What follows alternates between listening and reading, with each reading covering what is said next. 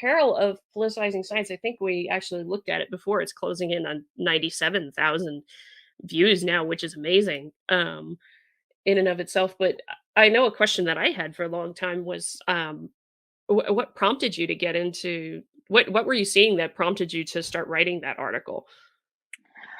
Well, I think many things were kind of bothering me because the way, uh, you wake up, you open your email box, and then you have a barrage of crazy things coming at you from your professional societies. But what actually prompted me, what was the last straw, was a review I received as an editor. So I was handling a routine paper for the physical chemistry, chemical physics journal, and the paper was about computational studies of molecules that potentially can improve solar cell efficiency.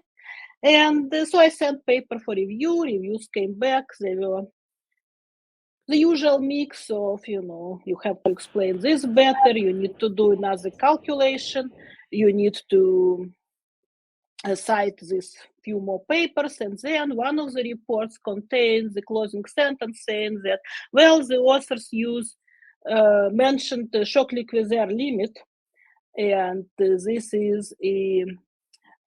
refers to an estimation of maximum efficiency of single junction solar cell, how much efficiency they can deliver when everything works perfectly.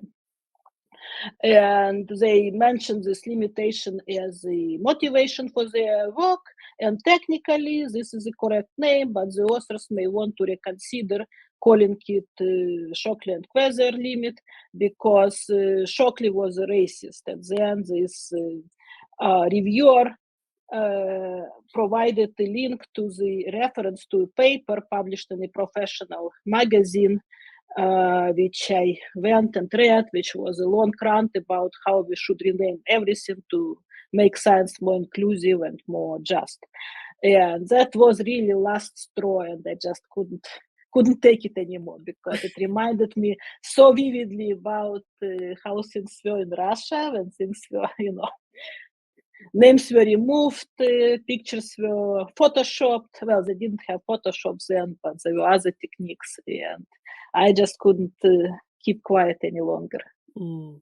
Yeah, it was the ancient well, not really the ancient, but the older equivalent of Photoshop, where it was just rewriting books and republishing books, that kind of thing in the Soviet Union. If at least that's what I remember from my grandparents who were Estonian. Yeah, books were rewritten, and newspapers and archives were, I do not know the English word, airbrushed, I think, airbrushed to remove the pictures. And that was done actually not with the quality available today. And one of the running jokes was that if you look at historic pictures in encyclopedia or in newspapers, you will often see that the number of feet on the photographs divided by 2 does not always equal to number of heads in the photograph.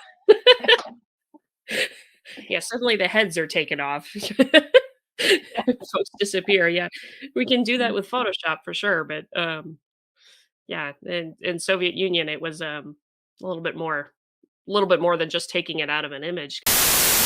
Did you like that video? Are you curious about the rest of the video? Because that clip came from an episode of SciChat Saturday, and the full episode is linked in the description. As always, stay curious.